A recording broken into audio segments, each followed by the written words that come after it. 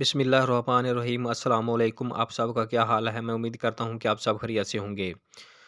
आज की वीडियो में हम बताएंगे कि आप स्कूल वजीफ़ा खिदमत कार्ड कैसे बनवा सकते हैं और मज़दूर अफराद यानी जो डिसेबल पर्सन है वो अपना खिदमत कार्ड कैसे बनवाएंगे।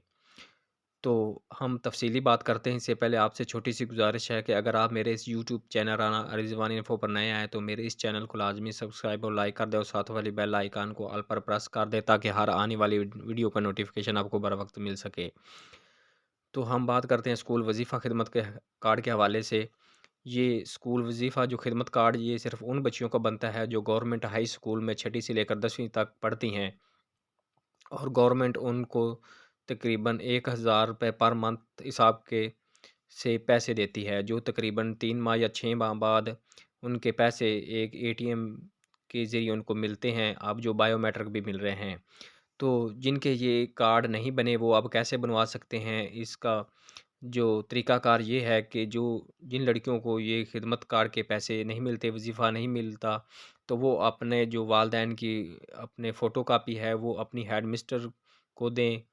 तो उनको बताएँ कि हमें जो स्कूल वज़ीफ़ा है वो नहीं मिलता है। वो आप जब भी लिस्ट आएगी या नए नाम आएँगे वो इन बच्चियों के नाम लिस्ट में आगे भेज देगी गवर्नमेंट को ताकि इनका भी वज़ीफ़ा लग सके। एक और बात, जिनका अगर लिस्ट में नाम आ चुका है, तो वो अगर बनवाना चाहते हैं, अब एटीएम कार्ड तो नहीं बन रहे, अलबत्ता वो जो उनके मेन ब्रांच है उनकी तहसील ज़िला की, गवर्नमेंट ऑफ पंजाब के उस बैंक में जाएँ, अपना आईडी कार्ड लेकर जाएँ। वहाँ से वो आपको चेक करके देंगे, अगर आपका अकाउंट होगा तो वो आपको बायोमेट्रिक थंब लगाकर अकाउंट ओपन कर देंगे, उसके बाद बायोमेट्रिक आपको पैसे मिलते रहेंगे।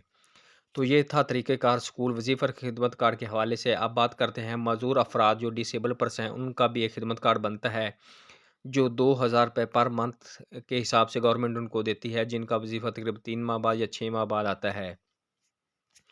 तो ये जो डिसेबल पर्सन का खिदमत कार्ड है, ये कैसे हम बनवाएँ? इसका तरीक़ेकार ये है को जो डिसेबल पर्सन है, वो अपना अंदराज करवाने के लिए अगर उनका आईडी कार्ड बना हुआ है या बेफ़र्म है, तो वो सोशल प्रोटेक्शन अथॉरिटी का एक ऑफ़िस होता है, वहाँ जाएँ और वहाँ से एक सर्टिफ़िकेट हासिल करें। उसके बाद जो उनका सरकारी हॉस्पिटल है, ज़िले लेवल का, तो उसमें जाकर अपना एक मेडिकल डॉक्टर जो एमएस होता है या उससे नीचे जो सर्जन होता है, वो चेक करवाएँ और वो एक मेडिकल होता है, वो देता है।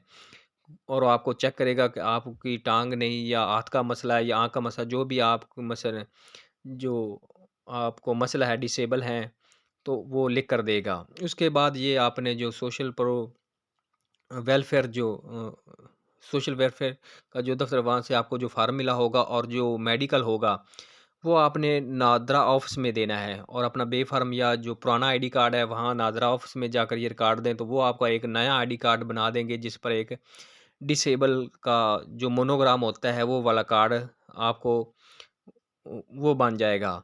जो पहला कार्ड होगा वो ख़त्म हो जाएगा, तो इसके बाद आपको नया जो शनाख्ती कार्ड होता है, वो आपको मिलेगा। अगर आपकी एज 17 साल से कम है, तो फिर आपका जो स्मार्ट कार्ड है, वो बनेगा डिसेबल मोनोग्राम वाला।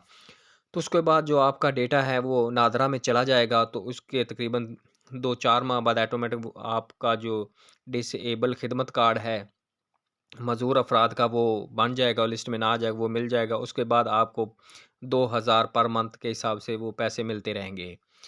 तो अब आपका जो खिदमत कार्ड है, आप अगर उसका बैलेंस वगैरह चेक करना चाहते हैं, तो उसका ये है कि ये एक हेल्पलाइन है, वो नोट कर लें। इसक पर आपने कॉल करनी है, जो सिम जो आपने रजिस्टर्ड करवाई हुई है खिदमत कार्ड जब आप आपको मिला था, तो जो आपने नंबर दिया, वो आपका नंबर अकाउंट का नंबर है।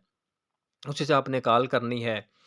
जिस तरह पहले जिनका ज़ोंक की शुरू से सिम मिली थी, तो वो ज़ोंक की सिम से ही जो हेल्पलाइन है, वो उस पर आप कॉल कर सकते हैं।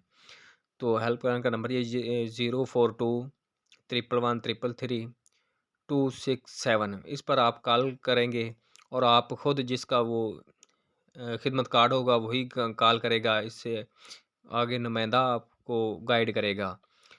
तो आपने जो सिम का नंबर है, वो भी आपने वही बताना है जिस पर आप बात कर रहे हैं, वो आपको याद होना चाहिए और अपना आईडी कार्ड अपने पास होना चाहिए। वो आपका आईडी कार्ड नंबर, नाम वगैरह और जो पता है इन्फॉर्मेशन सारी पूछेंगे। उसके बाद जो भी